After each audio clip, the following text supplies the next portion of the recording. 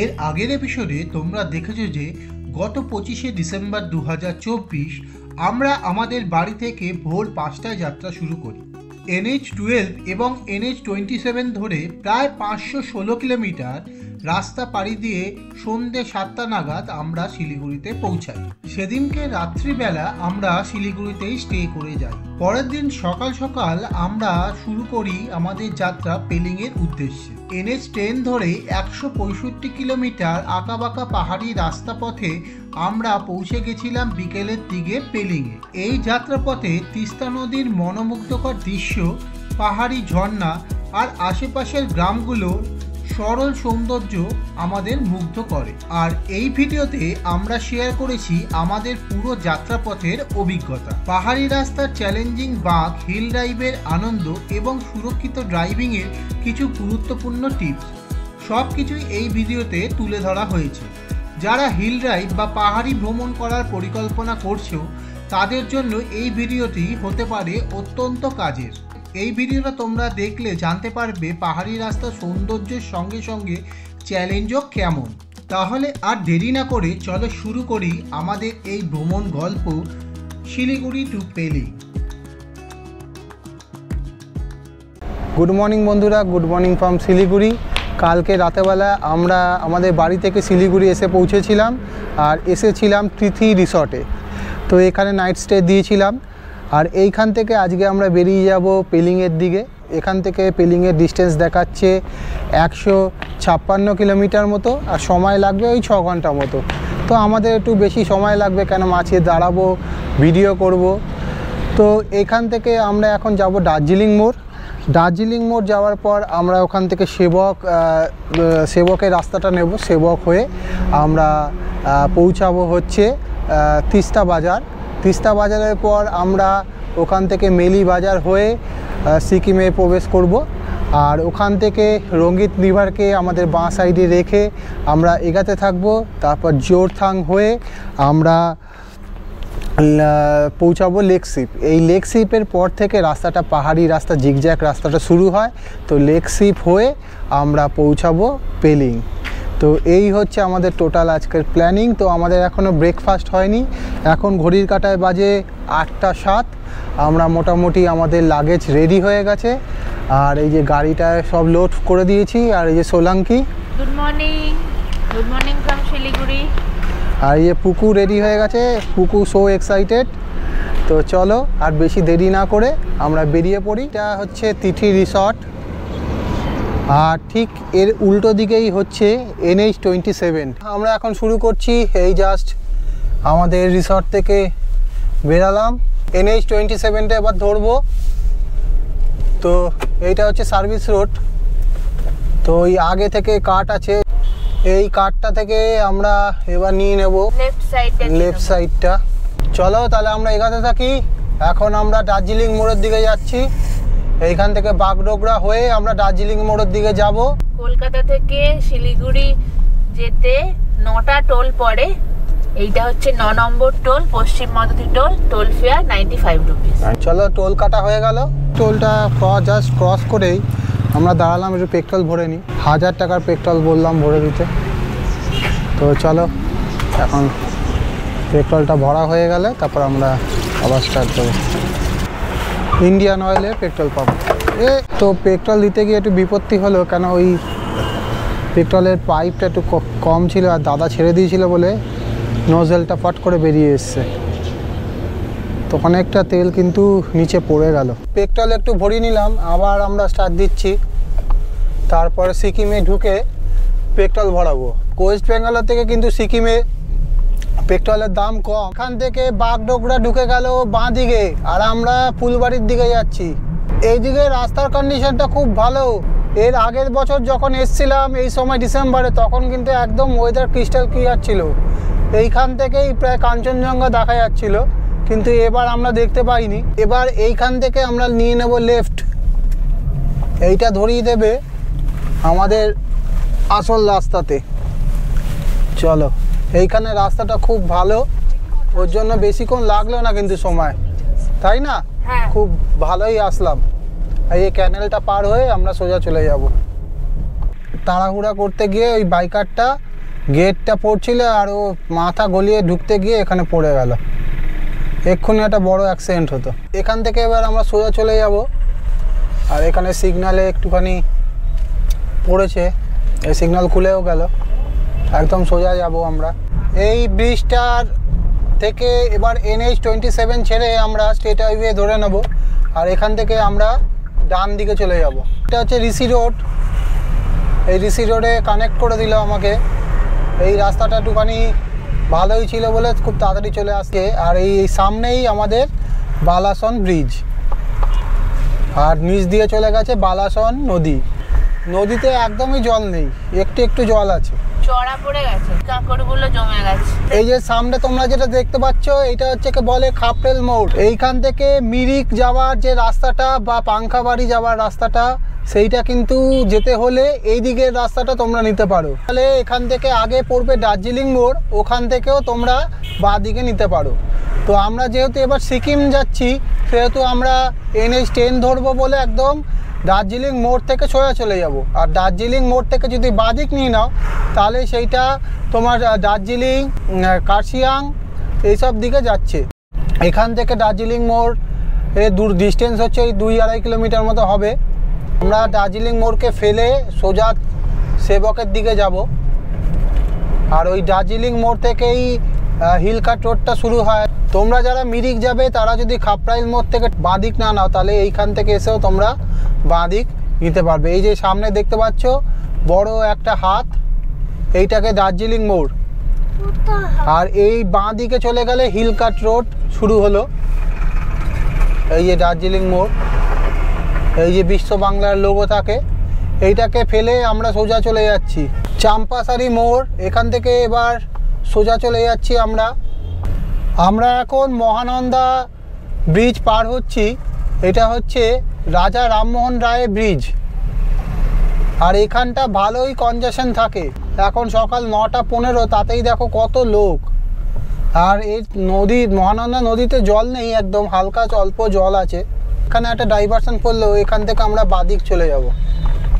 আর এইদিকে ভালোই রাস্তার কাজ হচ্ছে, এটা চালু হয়ে গেলে খুব সুবিধা হবে। এখানে আর তখন আর জ্যাম হবে না। দেখো বন্ধুরা, আগের বার যখন এসছিলাম তখন এই পিলারগুলোর কাজ চলছিল। 1 বছরের মধ্যে এই পিলারগুলো রেডি হয়ে গেছে, তার মানে খুব তাড়াতাড়ি কাজ চলছে। এখানে গাড়ি এখন 20-25-এর বেশি যেতে পারছে না।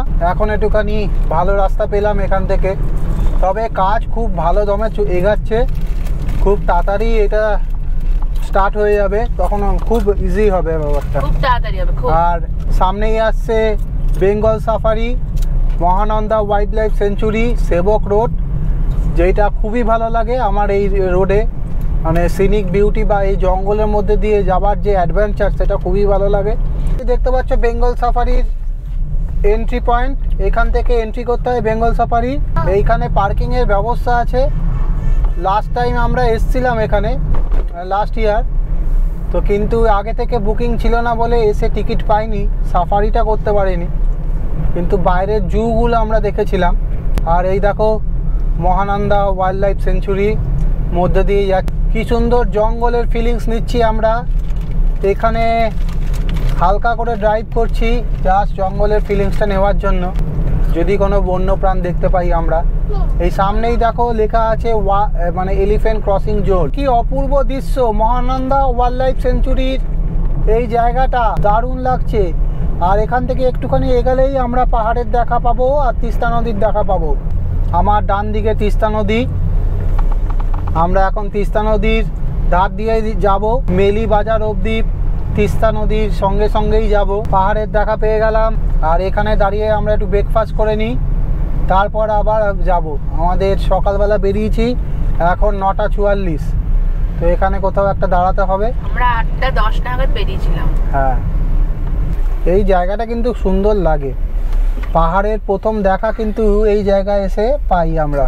এই সেবকের এখানে আমরা দাঁড়ালাম, আর এখানে একটু ব্রেকফাস্ট করে নেব। এই যে আমাদের গাড়ি, ব্রেকফাস্ট এসে গেছে। এই দেখো পুরি আর সবজি, এই সোলাঙ্কি খাচ্ছে।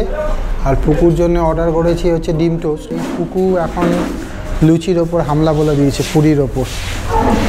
তো তো এখন পুকু খাচ্ছে হচ্ছে পুরি, আর আমি খেতে হবে আমাকে ডিম টোস্ট। আমি আর পুকু ব্রেকফাস্ট করছি, তাই তো পুকু? ব্রেকফাস্ট কমপ্লিট হয়ে গেল, তো এবার আমরা স্টার্ট দেবো। ব্রেকফাস্ট করে আমরা স্টার্ট দিলাম, আর এখানে জ্যাম শুরু হয়ে গেল। ভালোই ট্রাফিক আছে কিন্তু আজকে, জানি না কি হবে। আগের বার তো তোমরা দেখেছিলে কিভাবে আমরা জ্যামে ফেসে গেছিলাম, তাই জন্য এবার ব্রেকফাস্ট আগে করে নিয়েছি। এবার জ্যামে ফাঁসলেও ধৈর্যটা থাকবে, নাহলে পেটে খিদের জন্য ধৈর্য থাকে না। হ্যাঁ চলো, এই যে সামনে এই রেল গেটটা পড়বে, সামনে তোমরা যেটা দেখতে পাচ্ছ সেটা হচ্ছে সেবক রেল গেট, আর এইটা আমরা জাস্ট ক্রস করছি। ভালোই ট্রাফিক আছে এখানে। তো এরপরে পড়বে সেবক কালীবাড়ি। আমাদের জাস্ট পাহাড় চড়া শুরু হলো, আর আমাদের ডান দিকে হচ্ছে তিস্তাকে রেখে আমরা পাহাড়ের দিকে উঠছি। এই জায়গাটা ভালোই ট্রাফিক থাকে। তো এখন রাস্তাটা আস্তে আস্তে ধীরে ধীরে উপর দিকে উঠবে, তারপর আবার ধীরে ধীরে নামবে। আর তিস্তা বাজারের কাছে গিয়ে তিস্তা আর রাস্তাটা অলমোস্ট সেম জায়গায় চলে আসবে। এখন রাস্তাটা উপর দিকে উঠছে। সেবক কালীবাড়ি, জয় মা, জয় মা। সেবক কালীবাড়ি পড়লো। আর সেবক কালীবাড়িতে যারা পুজো দিতে চাও তাদের কিন্তু পার্কিংটা একটু আগে, মানে এই কালীবাড়িটা জাস্ট ছাড়িয়ে টার্নিং নিয়ে পার্কিং। চলো তোমাকে দেখাচ্ছি। আমার রাইট হ্যান্ড সাইডে এটাই হচ্ছে সেবক কালীবাড়ির পার্কিং। এখান থেকে ডুয়ার্সের দিকে যেতে গেলে রাইট হ্যান্ডে টার্ন নিতে হবে, করোনেশন ব্রিজের উপর দিয়ে চলে যেতে হবে। আর আমরা চলে যাচ্ছি সোজা, আমরা করোনেশন ব্রিজকে ফেলে সোজা যাচ্ছি। রাস্তা ভীষণ সরু আর তেমন প্রচুর ট্রাফিক, তো এইখানটাতে ধরে ধরে চালাতে হবে। তবে আগে গিয়ে রাস্তাটা চওড়া পাবো। মেলির পর থেকে আমরা যখন সিকিমে এন্টার করে যাব, তারপর কিন্তু নঙ্গিত নদীর পাশ দিয়ে যেই রাস্তাটা গেছে সেটা কিন্তু অনেক চওড়া এর থেকে। আর এগুলো হচ্ছে রক ফলিং জোন, সব লেখা আছে। এখান থেকে পাথর পড়তেই পারে। আমাদের পড়লো একটু আগে, জানি না পাথর কি অন্য কিছু। পাথরই পাথর, এটা ছোট নুড়ি মতো গাড়ির ছাদে। সেকেন্ড গিয়ারে রাখবে, তাহলে কোনো রকম অসুবিধা হবে না, টর্কও পাবে আর টার্নিং নিতেও সুবিধা হবে। প্রচুর টার্নিং, তোমরা একটু ফাঁকা রাস্তা পেলে তখন থার্ড গিয়ার দিও। সেকেন্ড গিয়ারে আস্তে আস্তে উঠবে, কোনো চাপ নেই, খালি ধরে ধরে এই কটা রাস্তা চালাতে হবে, তারপর গাড়ি কমে যাবে। আর সিকিমে এন্টার করে গেলে রাস্তা প্রচুর ভালো। এখানে কিন্তু রাস্তার কন্ডিশন খুব একটা ভালো না, বিভিন্ন জায়গায় ল্যান্ডস্লাইড হয়েছিল, সেগুলো এখনও সারিয়ে উঠতে পারেনি তেমনভাবে। আর রাস্তা তোমরা দেখতেই পাচ্ছ। এই যে তিস্তা ব্যারেজ আমার ডান দিকে, দেখো এখান থেকে পাহাড়গুলো কি সুন্দর লাগছে, আর রাস্তাটা অনেকটা চওড়া হয়ে গেল। দেখো এখানে রাস্তাটা খুব ভালো হয়ে গেছে এবং ট্রাফিকও অনেক কম, আর রাস্তাটাও অনেক চওড়া, সুন্দর, ভালো রাস্তা।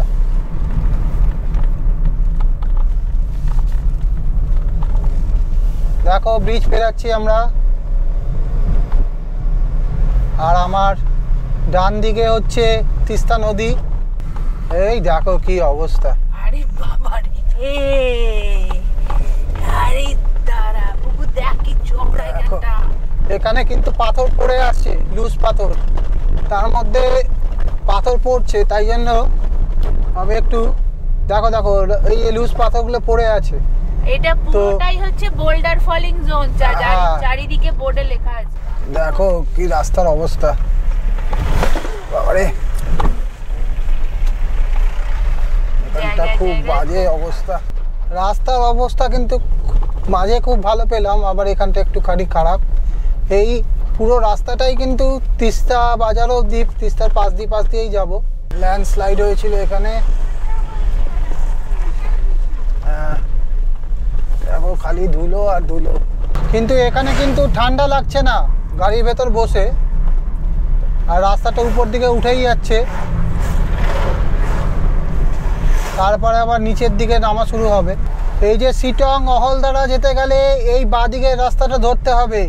এই যে লরিটা দেখতে পাচ্ছ, এই নার্সারিটা, এইখান দিয়ে যেতে হবে এই রাস্তাটা। সিটং অহলদারার রাস্তাটা কেটে গেল এখান থেকে। আমরা এবার নিচের দিকে নামছি, আর এখানে যেহেতু রোদ আর ছায়ার জন্য মাঝে মাঝে দেখতে অসুবিধা হয়, তোমরা কিন্তু সানগ্লাসের ব্যবহার করবে। হিলে ড্রাইভ করতে গেলে সানগ্লাসটা নেসেসারি। চলো, এইটা হচ্ছে কোথা, ঘুম যায়, দার্জিলিং যায়। এখানে রেলের কাজ হচ্ছে বলে এই নেট দিয়ে ঘিরে দিয়েছে যাতে উপর থেকে কোনো জিনিস গড়িয়ে না পড়ে। এখানে সব লাইন দিয়ে কমলালেবু বিক্রি করছে। আর আমরা এখন যাচ্ছি তিস্তা বাজারের দিকে। রাস্তার ট্রাফিক একটু কমে গেছে, এখন অত ট্রাফিক নেই। এই দেখো রাস্তার ধারে ধারে সব কমলালেবু বিক্রি হচ্ছে। তো আমরা যাচ্ছি তিস্তা বাজারের দিকে। এবার রাস্তাটা ধীরে ধীরে এতক্ষণ উপরের দিকে উঠলো, এবার নিচের দিকে নামছে। আর রাস্তার অবস্থা একদম, আরে এটা বিশাল বড় গর্ত।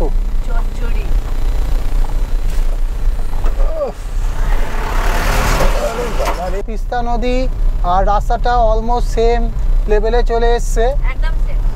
দেখো এই তিস্তা বাজারের কাছে আমরা অলমোস্ট চলেই এসছি। তিস্তা নদীকে কি সুন্দর লাগছে।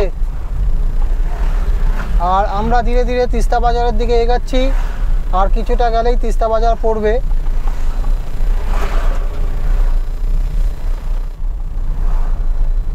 তিস্তারই একটা শাখা এটা।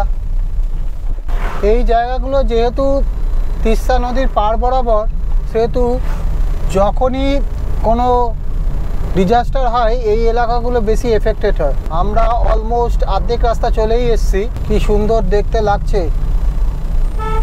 আর আমরা তিস্তা বাজার অলমোস্ট অ্যাপ্রোচ করছি। তিস্তা বাজার চলে এসেছি। আর এবার থেকে এই ডান দিকে নিয়ে নেব, নিয়ে ব্রিজটার ওপর দিয়ে তিস্তা নদীকে ক্রস করে আমরা ওপারটা চলে যাব।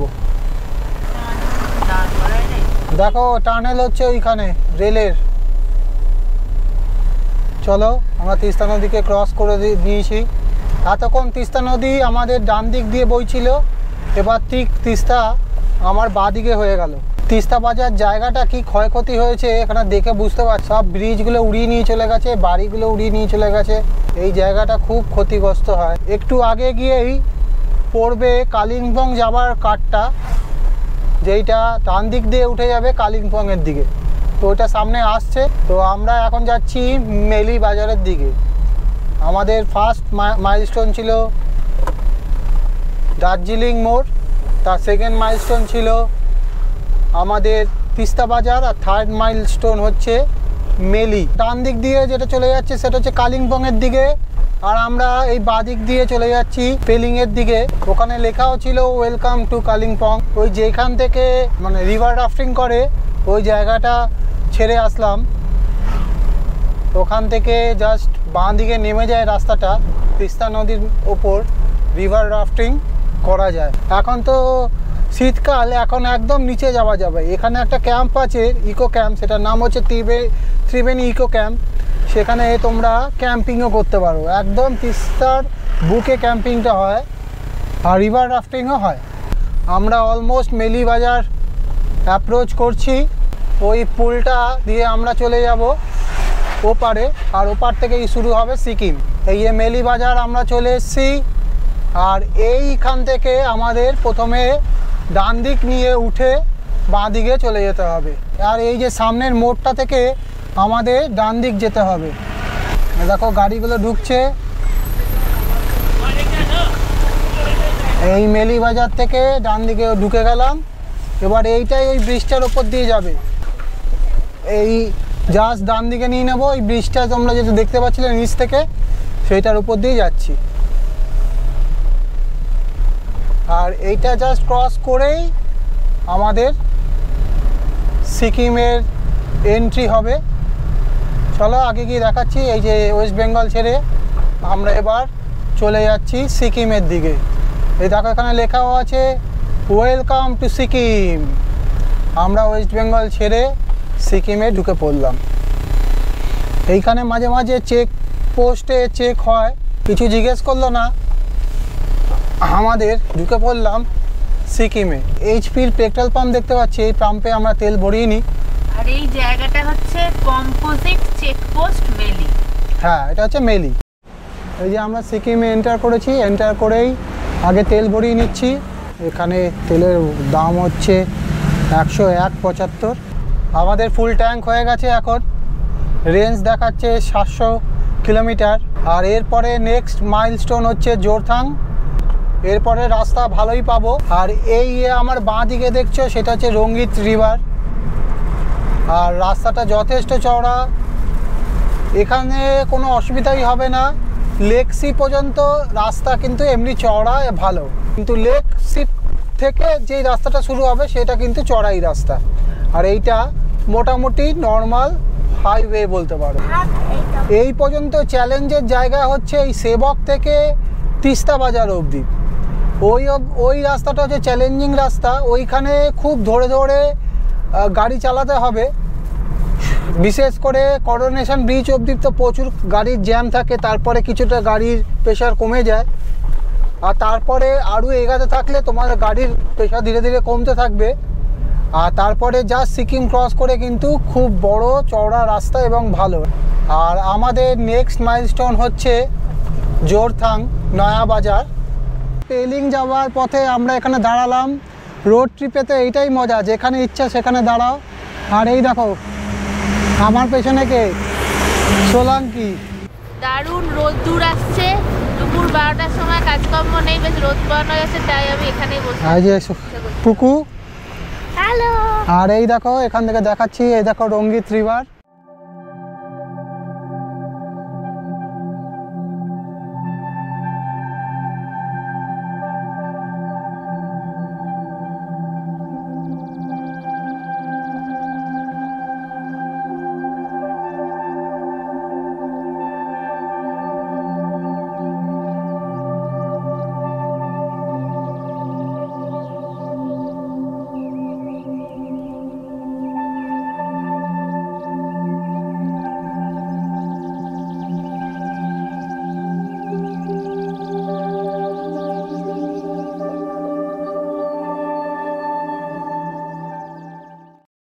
এখান থেকে লেক শিপ দেখাচ্ছে ওই 35 কিলোমিটার মতো।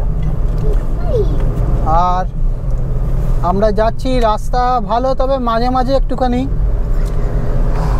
প্যাচ আছে বা খারাপ রাস্তা আছে। তো এখানে আমি 3rd আর 4th গিয়ারে চালাচ্ছি, মাঝখানে 5th গিয়ার দিয়েছিলাম এক জায়গায়, একটু সোজা রাস্তা ছিল বলে। আর এখানে রাস্তা যথেষ্ট চওড়া, দুটো লরি পাশাপাশি যেতে পারবে এমন রাস্তা। এখানে 4th গিয়ারে চলছে গাড়ি আপাতত।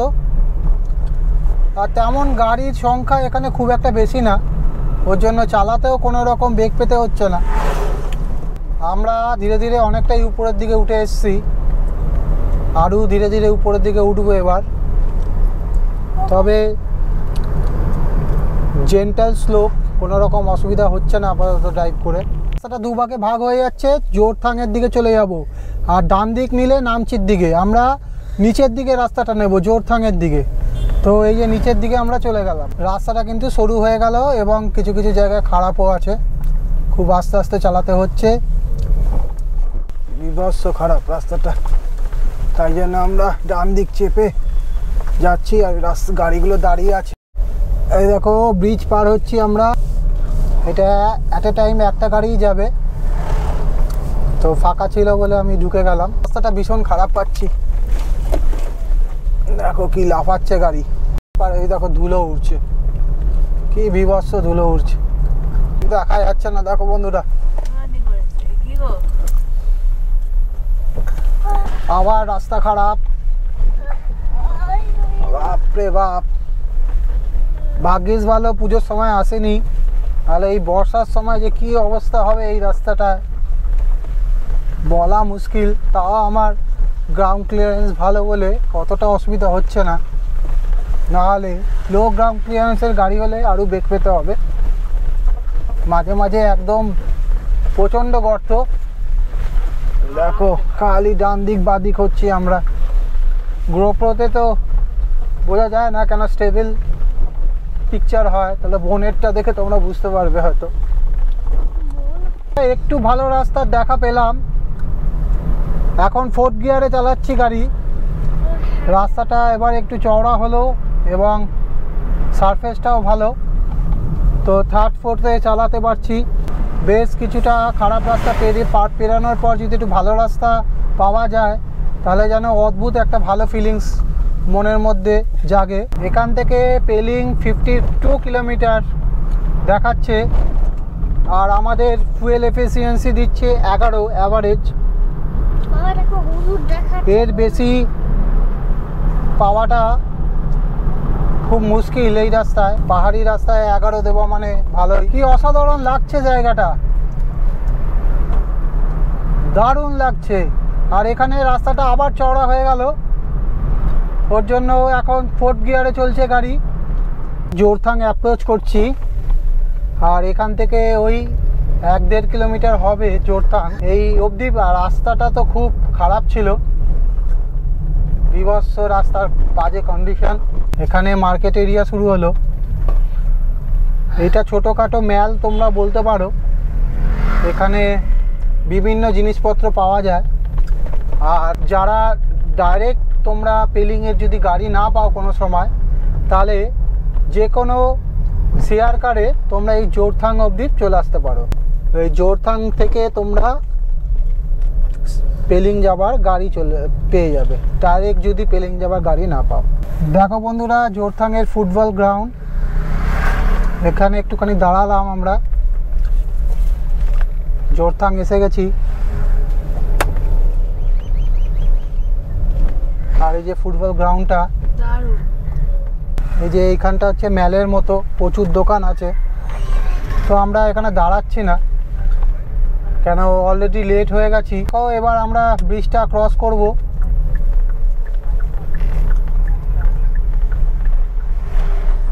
এটা নয়াবাজার রোড, আর এই দেখো ব্রিজটা, কি সুন্দর ব্রিজ। তারপর কিন্তু আমরা ডান দিকে চলে যাব, পেলিংয়ের দিকে। এখানে লেখা আছে নয়াবাজার।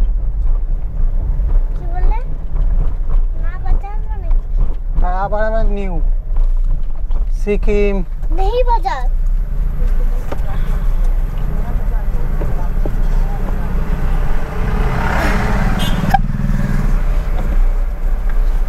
এদিকে চলে যাচ্ছি আমরা।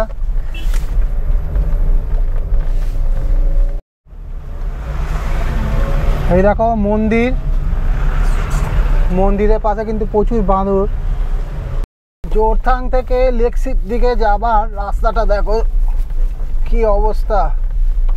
এখানে একটু ভালো গ্রাউন্ড ক্লিয়ারেন্স যাদের, তারা তো চলে যাচ্ছে, কিন্তু যাদের লো গ্রাউন্ড ক্লিয়ারেন্স তাদের পক্ষে একটুখানি অসুবিধা, চাপের বিষয়। তবে রাস্তাটা যথেষ্ট চওড়া। আমাদের আরও 45 kilometre remaining as per Google. তো যেতে মোটামুটি ধরে নাও 1 ঘন্টা মতো তো লাগবেই, 1 ঘন্টার বেশিও লাগতে পারে, ডিপেন্ড করছে রাস্তার ওপর। তবে পাহাড়ে যদি 30 তোমরা অ্যাভারেজ চালাও, তাহলে কিন্তু সেটা ভালো স্পিড, মানে 30 মানে অনেক। তো 45 কিলোমিটার যেতে ওই 1.5 ঘন্টা মতো লাগা উচিত রাফলি। তো এইভাবে যাচ্ছি, আর দেখো ভিউটা দেখো কি অসাধারণ লাগছে দেখতে। একটু রাস্তাটা ভালো পেলাম, আর মোটামুটি 5th গিয়ারে চালাচ্ছি গাড়ি। রাস্তাটা খুব চওড়া এবং স্ট্রেট। রাস্তাটা দেখো কি অসাধারণ লাগছে, আর প্রচুর রাইডাররা রাইড করে ফিরছে।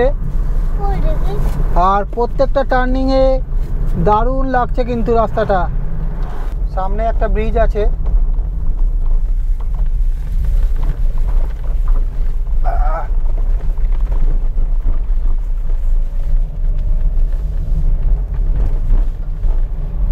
দেখো ল্যান্ডস্লাইড হয়েছে এখানে, কি ডেঞ্জার, খুব বড় একটা পাথর পড়ে গেছে উপর থেকে।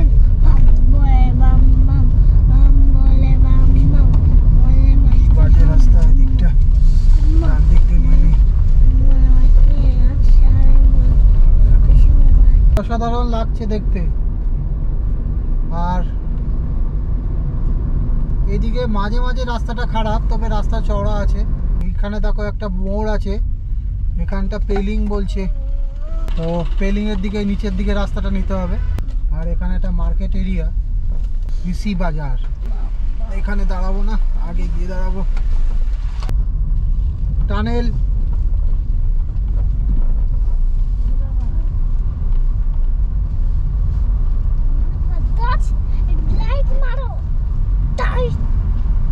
দেখো টানেলের ভেতর দিয়ে যাচ্ছে, উপরে কিন্তু পাথর পাহাড়, আর এটা কিন্তু বোরিং করে বানায়নি, ব্লাস্টিং করে বানিয়েছে।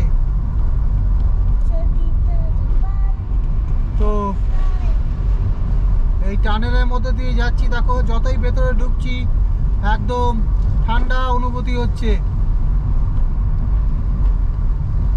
এই টানেল থেকে বেরিয়ে গেলাম। এইখানে হাই অল্টিটিউড থাকার কারণে অনেকের কান বন্ধ হয়ে যাবে, তো তার জন্য তোমরা কিছু না কিছু চেবাতে পারো, তাতে তোমাদের মাথার ব্লাড সার্কুলেশনটা ভালো হবে, কান বন্ধ হওয়ার প্রবলেমটা চলে যাবে। বাপ রে বাপ, কি অবস্থা রাস্তাটার! দেখো রাস্তাটা দেখো। এখানে ওয়েদারটা ভালোই, বেশ ঠান্ডা ঠান্ডা হাওয়া দিচ্ছে। একটুখানি ব্রেক নেওয়ার জন্য দাঁড়ালাম, পাটা ধরে গেছিলো, কোমরটা ধরে গেছিলো, জাস্ট ওটা ছাড়ানোর জন্য আমরা এখানে দাঁড়ালাম। তো এখান থেকে লেকশিপ আমরা বেরিয়ে যাব, বেরিয়ে যাওয়ার পর ওখান থেকে পেলিং থেকে দেখাচ্ছে 26 কিলোমিটার পেলিং।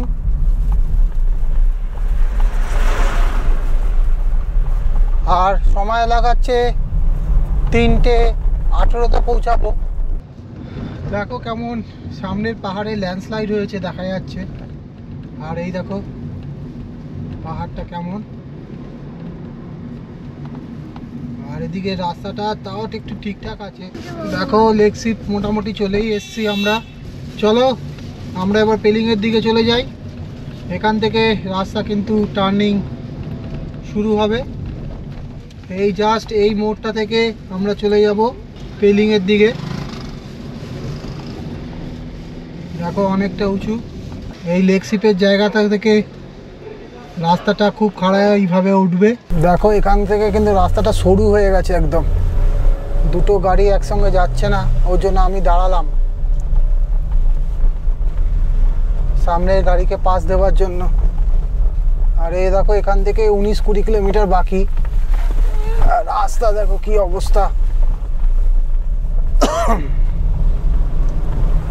এখানে কিন্তু কান আমার ধীরে ধীরে বন্ধ হয়ে যাচ্ছে, আর রাস্তার অবস্থা তোমরা দেখতে পাচ্ছ, পুরো জিগজ্যাগ রাস্তা, রাস্তা খুবই খারাপ। এই দেখো সামনে রাস্তাটা একদম উপর দিকে উঠে গেছে, গাড়ি আমার ফার্স্ট গিয়ারে দিয়ে দিলাম।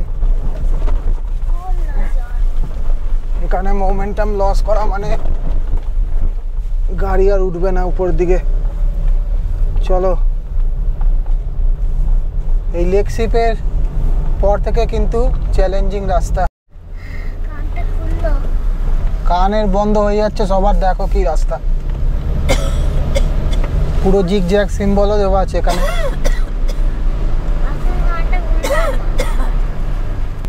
চলো রাস্তাটা কি দেখতে পাচ্ছ তোমরা, চ্যালেঞ্জিং রাস্তা।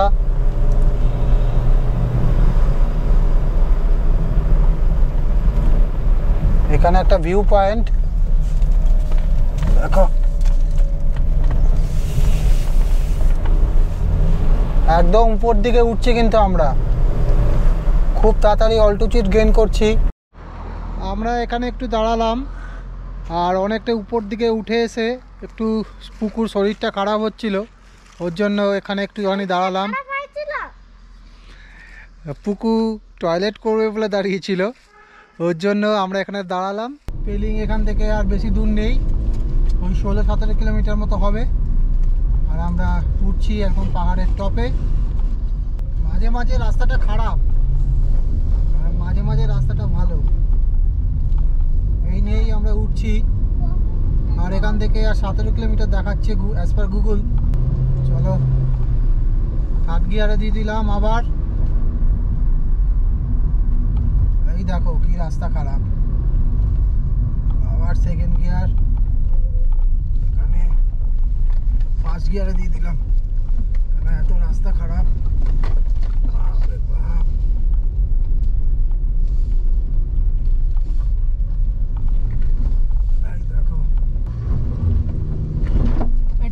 আছে ওখানে। গাড়ি থাকবে দেখো, একটা গাড়ি একটা টাইমে যেতে পারবে।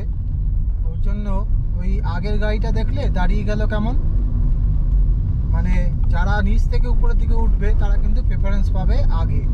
এইটাই কিন্তু যে কোনো হিলি এরিয়ার এই একটাই রুলস কাজ করে, কেন মোমেন্টাম লস হলে চাকা স্কিড করে। রাস্তা কাকে বলে, সামনে ব্যালেন্ডোটা যাচ্ছে, নড়তে নড়তে দেখো কি জায়গা রে, এ তো লাভার বাবা। কাওয়া লাভার রাস্তা ভালো, লাভার রাস্তা এর থেকে অনেক ভালো, অনেক 100 গুণ ভালো। অসুবিধাই হবে না কাউ প্রথমবার গেলে। এই গ্রামটা পড়লো কি সুন্দর, ফুল দিয়ে সাজানো গ্রাম, সবার বাড়ির সামনে কিন্তু ফুল দিয়ে সাজানো, বেশ সুন্দর লাগছে। এবার একটুখানি ভালো রাস্তা পেলাম মনে হয়। 3rd গিয়ারে দিয়ে দিয়েছি গাড়ি, কিচ্ছু হবে না। বর্ষা রাখো, ড্রাইভারে কিছু হবে না। আমার ওই ভয়টা, আমার কিছু পড়ে যাওয়ার বা ওসব না, আমি রাস্তাটার কথা বলছি। রাস্তার অবস্থা এমনি হবে, পাহাড়ি রাস্তা। আমার ওতে কিছু ভয় নেই। চলো আর এখান থেকে আস্তে আস্তে উঠতে হবে। ওই খাদের জন্য ভয় করছে, ওই সব আমার কিছু ভয় করছে না, আমি বলছি। এখান থেকে একটা জিগজ্যাগ রাস্তা শুরু হলো, আবার দেখা যাক। এই দেখো, বাপরে বাপ, এরপরে আর পরপর টার্নিং আছে, আবার একটা টার্ন। এইগুলো কিন্তু আমি 2nd গিয়ারে নিচ্ছি সব। এখানটা 1st গিয়ার দিতে হবে, নাহলে উঠবে না। হ্যাঁ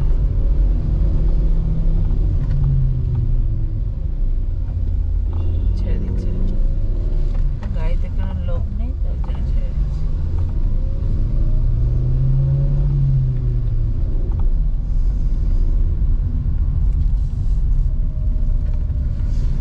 আর একটা টার্ন। এগুলো একটু মোমেন্টাম নিয়ে ওঠালে 2nd গিয়ারে উঠবে। তবে ওই জায়গাটা বিশেষ খাড়া ছিল, তো 1st গিয়ারে দিতে হলো।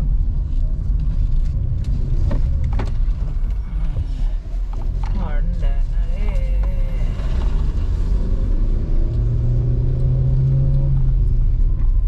লরিটা একদম সামনে চলে এসেছিল। চলো, এখানে একটা মন্দির,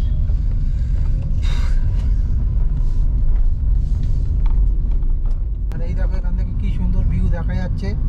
দেখো লরির উপরে বাস যাচ্ছে রে, মা গো মা, কিভাবে রেখেছে, এইভাবে উঠছে গাড়িটা, দেখো খালি। ওকে ছেড়ে দাও ভাই। বাপরে বাপ, কোথায় উঠছে গাড়িটা, থেকে যাচ্ছে এত। দেখো এই ধুম 3 এর মধ্যে বাসগুলো যদি খুলে পড়ে যায় না।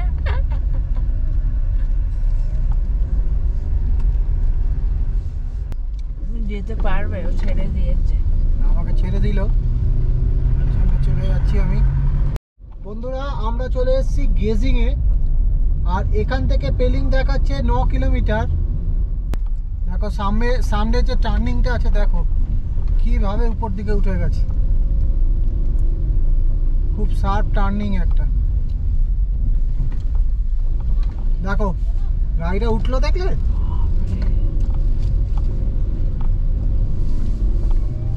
চলো এই গেজিংয়ে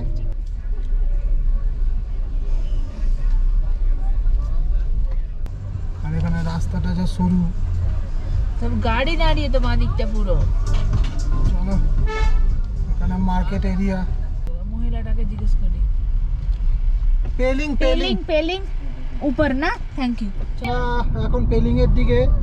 তবে এখানে একটা গন্ডগোল হয়েছে, সেইটা হচ্ছে এখানে কিন্তু গুগল ম্যাপ কাজ করছে না, পুরো টোটালি কাজ করা বন্ধ করে দিয়েছে।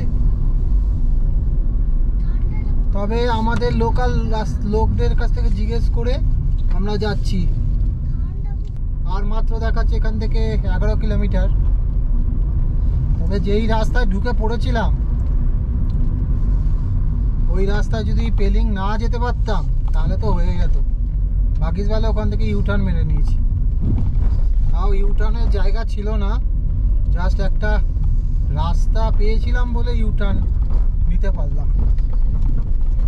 খুব খাড়াই রাস্তা, খুব খাড়াই। এইখানটা যে পাস দিলাম ওই গাড়িটাকে, পুরো একদম 45 ডিগ্রি অ্যাঙ্গেলে আমার গাড়িটা ছিল, তার মধ্যে আমি সরু রাস্তার মধ্যে পাস দিলাম। Welcome to Pelling. পেলিংয়ে আমরা ঢুকে গেলাম, কিন্তু মাঝে একটুখানি রাস্তাটা গন্ডগোল করে ফেলেছিলাম ওই গেজিংয়ের ওখানে, তো একটা ভুল রাস্তায় ঢুকে গেছিলাম। তো তারপরে রাস্তাটা ঠিকই আছে। Raju, retreat 108 retreat home stay. हाँ এটা इधर से আচ্ছা কোনখান থেকে? ট্রাফিকটা নেই তো, এখান থেকে ট্রাফিক মোড়ে নিচের দিকে যেতে হবে বলছে।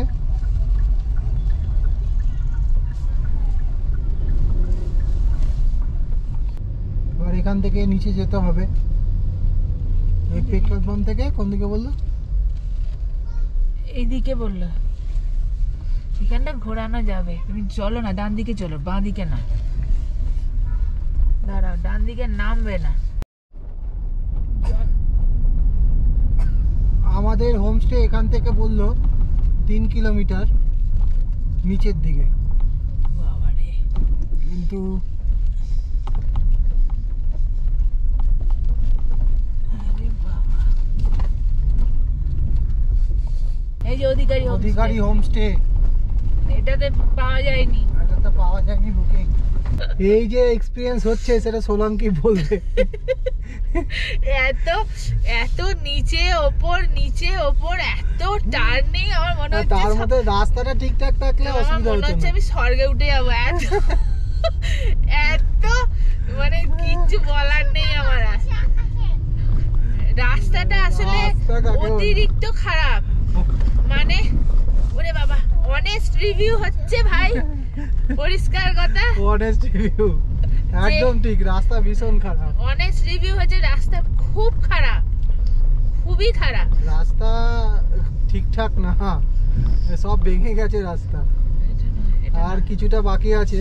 চলো, যে আমরা এসে গেছি ফাইনালি আমাদের হোমস্টেতে। এখানে রাস্তাটা যা খারাপ, ওরে বাবা রে। আমাদের হোমস্টের নাম হচ্ছে রিট্রিট 108 চাম্বং পেলিং হোমস্টে। হোমস্টেটা নো ডাউট ভালো, হোমস্টেটা খুব সুন্দর। ফাইনালি আমরা পৌঁছালাম আমাদের হোমস্টেতে। কিন্তু বন্ধুরা সত্যি বলছি, রাস্তা যা ছিল, ওরে বাবা, মানে রাস্তাটা খারাপ ঠিক আছে, কিন্তু রাস্তা খারাপ এত, মানে চালাতেই পাচ্ছি না, এত রাস্তা খারাপ। বিশেষ করে এই পেলিংয়ের থেকে যেই রাস্তাটা নিচের দিকে নামলো পেট্রোল পাম্পটা থেকে, ওইখানটা। চলো তোমাদের হোমস্টের একটা ছোট্ট করে ভিউ দিয়ে দিই। এই যে এইটা হচ্ছে এই রাস্তা দিয়ে আমরা আসলাম, আর এই যে হচ্ছে রিট্রিট 108, আর ওই যে আমাদের গাড়ি সোলাঙ্কি, আর এটা হচ্ছে হোমস্টে। এখানে অনেক হোমস্টে আছে, এটাও একটা হোমস্টে। তো হোমস্টে প্রচুর আছে এই সাইডটা, কিন্তু এটা খুব সুন্দর। পুকুর তো খুব এনার্জেটিক আছে, কোনো অসুবিধা নেই। সোলাঙ্কি, কুকুর মায়ের অসুবিধা হয়েছিল, দুবার গা গুলিয়েছে, মাথাটা একটু, আমার মোশন সিকনেস আছে তো, চোখের প্রবলেমের জন্য একটু শরীরটা খারাপ লাগছিল। আর হাই অল্টিটিউড, এটা 8000 ফিট, ওর জন্য শরীরটা খারাপ লাগছিল। 7200, এটা 7200, 7000 হবে। রা বাংলা 8000। বিল্ডিংটা 7000 ফিট, আর প্রচন্ড খারাপ রাস্তা, তার জন্য 7000 ফিটের জন্য অসুবিধা নেই। আমরা লাভাতে গেছি, হচ্ছে উঁচু, বিশেষ করে এইখানে রাস্তা মানে মারাত্মক বাজে, ভীষণ বাজে। আর এটা হচ্ছে রিসেপশন। তো আমাদের রুমটা উপরের দিকে, এখানে ভালোই ঠান্ডা লাগছে, আর জায়গাটা ভীষণ ভালো, ভীষণ সুন্দর। রাস্তাটা যদি ভালো হতো তাহলে আর অসুবিধা হতো না। দারুণ লাগছে হোমস্টেটা, খুবই সুন্দর হোমস্টে। রুম ভিউটা দিয়ে দিই, দেখো কি সুন্দর রুমটা। আমাদের রুম, হ্যাঁ দেখো সুন্দর রুম। বেডটা দেখো, পুরো কাঠের বেড, পুরো কাঠের। কেমন সোলাঙ্কি? দারুণ রুমটা, দারুণ। দারুণ রুমটা। অ্যাকচুয়ালি এইটা খুব ভালো হোমস্টেটা। হ্যাঁ বলছে রাস্তাটা 1 বছর আগেই করেছি, আমরা বুক করেছি। আর পেলিং আসতে গেলে যে মেন পেলিং ওই স্টপেজে যে পেট্রোল পাম্পটা আছে ওটা থেকে 3 কিলোমিটার নিচে এটা। ওই 3 কিলোমিটার ভীষণ বাজে, একদম মানে হরিবল রোড। কিন্তু এ বলছে যে 1 বছর আগেই করেছে, এই বৃষ্টির সময় যে আর কি খারাপ হয়েছে রাস্তাটা, তার জন্যই এতটা ডিটোরিয়েট করেছে। চলো এখানে বাথরুমটা দিয়ে দেখিয়ে দিই তোমাদের। বাহ, বাথরুমটা খুব সুন্দর। দেখো গিজার আছে, টয়লেট আছে, বেসিন আছে, আয়না আছে, খুব সুন্দর পরিষ্কার পরিচ্ছন্ন রুম, আর খুব ভালো লেগেছে। আর এই দেখো আয়নাটা দেখো, পুরো কাঠের। চলো মুখ চোখের অবস্থা তো কালশিটে পড়ে গেছে, এবার ফ্রেশ হই, তারপর তোমাদের দেখাচ্ছি আগে। আর দেখো দারুণ সুন্দর। আর ওই যে আমাদের গাড়িটা, এখানে কফি খাচ্ছি আমরা। কফিটা খুব ভালো বানিয়েছে, চাটাও ভালো ছিল।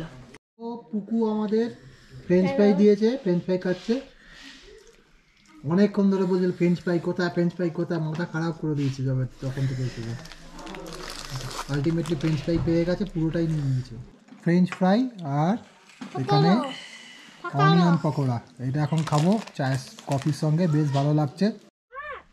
আমাদের রুমের সামনে আমরা বসে আড্ডা মারছি, আর এই যে পুকু এখানে লাফালাফি করছে, ওই দেখো। আর এইখানটা খুব সুন্দর লাগছে, সামনেটা বসার জায়গা। সোলাঙ্কি আর আমি বসেছিলাম, তো আমি এই ভিডিও করতে আসলাম। জায়গাটা কিন্তু অসাধারণ, এখানে 2-3 জন ফ্যামিলি আসলে বেশ মজাদার হবে, আড্ডা মেরে সময় কেটে যাবে। কিন্তু ডিসেম্বর মাস বলে যে ঠান্ডা প্রচুর, তা কিন্তু আমাদের লাগছে না এখনো। লাগছে সোলাঙ্কি? ঠান্ডা আছে কিন্তু মানে খুব না, সহ্য করা যাবে আর কি। ব্যাপারটা ঠান্ডাটা সহ্য করা যাবে, তাই তো? ঠান্ডা আছে কিন্তু দিনের বেলা কিন্তু দারুণ গরম লাগছিল। দিনের বেলা ঠান্ডা নেই, মোটামুটি 4টের পর থেকে ঠান্ডা, বিকাল 4টের পর থেকে। আর সোলাঙ্কি ওইটা নিয়েই ভয় পাচ্ছিল যে সোলাঙ্কি ওটা নিয়েই ভয় পাচ্ছিল যে এখানে প্রচুর ঠান্ডা হবে, ও কুলফি হয়ে যাবে। আমি বললাম না, পাহাড়ের রোদ উঠলে ঠান্ডাটা কম থাকে না, বৃষ্টি হলে তারপরের দিন রোদ উঠলে ভীষণ ঠান্ডা লাগে। যেহেতু আমি অনেক দিন পাহাড়ে কাটিয়েছি, যেহেতু আমি জানি। আর এই যে পুকু বাবা ও তো আসবেই না বলেছিল ঠান্ডার চোটে, ওকে কোনো রকম মানিয়ে নিয়ে এসছে।